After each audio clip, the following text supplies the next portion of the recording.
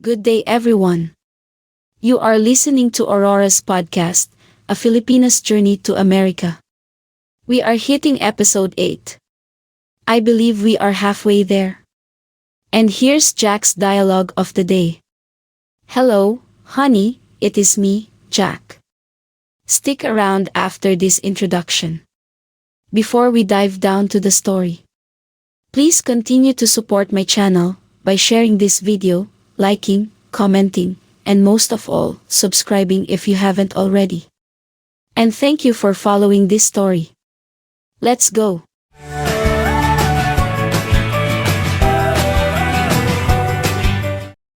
It felt great to have someone to run to, and a shoulder to cry on, and who could understand my situation. We were discussing what's good for me and what not. She had given me great advice, just like any mother would, due to their daughter. Meanwhile, we were enjoying the delicious Filipino dishes, then my Filipina friend's home phone was ringing.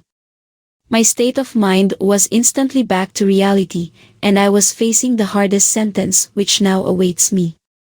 I said to my Filipina friend that it had to be Jack is calling, and I was right. My Filipina friend picked up the phone and said, "Hello. Okay, Jack. Yes, of course. Just hang on." She pointed at me and said, "It's for you, young lady, it's Jack." I was then waving and shaking my head at her, proclaiming that I didn't want to speak to him. She covered the handset, and she goes, "It's fine, just talk to him and tell him you are done. Tell him that he can keep his ticket, and you are not going back to the Philippines, and that you can stay here in America for as long as you want, since you are a legal permanent resident of America." Okay. I just simply nodded at her and was then so nervous to pick up the phone. I wasn't ready to talk to Jack yet, but whatever the circumstances were, I had to face them. I said, "Hello," nervously. Jack goes, Hello, honey. It is me, Jack. I am ever so sorry. Please forgive me. I simply can't live without you. Please come back home. We can work things out. Just give me a chance to prove to you that I do care for you, please. I said. How am I going to believe you, that you are going to change? How are we going to work things out, when you are so selfish, Jack? How am I going to be happy with you when you are preventing me from doing anything? How am I going to live a normal life when you are not allowing me to communicate with my family back home? How am I going to lead my life when you are not allowing me to have friends? You are not allowing me to manage my salary, you controlled my finances. You have control over every aspect of my life.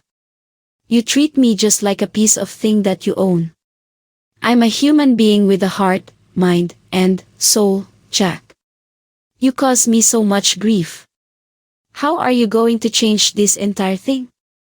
Jack. How? Wow. I couldn't believe that I spoke up, and I did truly stick up for myself. Jack was completely speechless. He couldn't believe that I blurted those words straight from the bottom of my heart. I sincerely did. I was so proud of myself for the very first time. Of course, the reason why I was tough was that I knew he couldn't hit me. However, if we were talking personally, I wouldn't be able to speak up like that to him. I would be a slice of dead meat.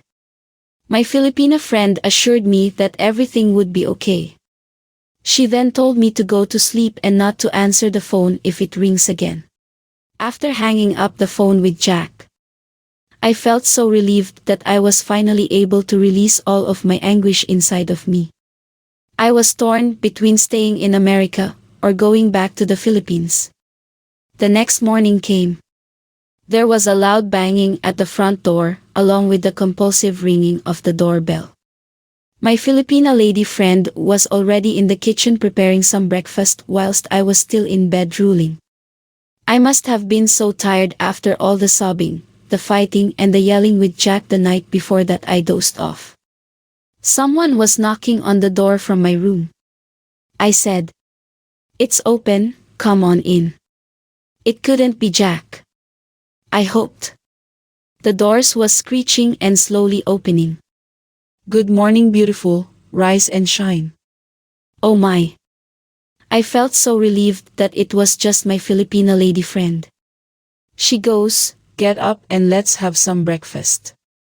I replied, who knocked the door and rang the bell so many times, earlier? She goes, oh. I'm sorry, that was one of my grandkids. They live in the trailer just behind my house. They come each morning to say goodbye before they go off to school for the day. Okay, good. She asked, why? I said, nothing.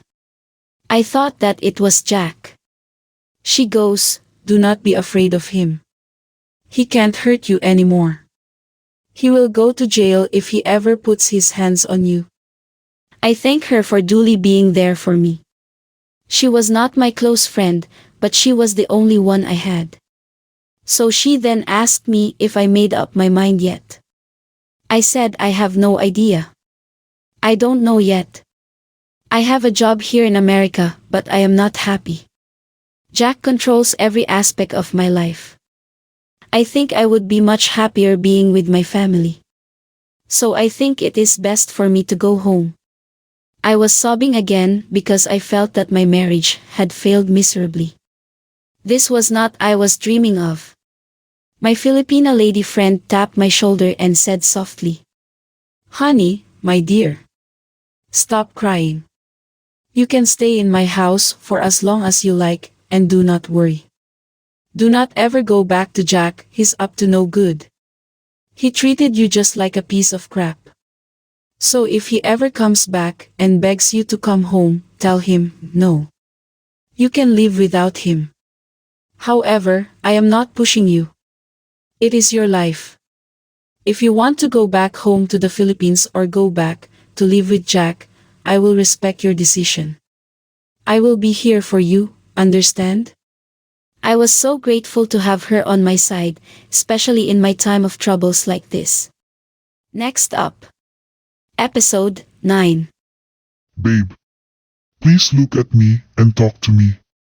Please come home, my dear wife. If you made this far, I thank you for following this story. Once again, thank you for listening to Aurora's podcast, A Filipina's Journey to America. See you in my podcast, episode 9. Bye-bye.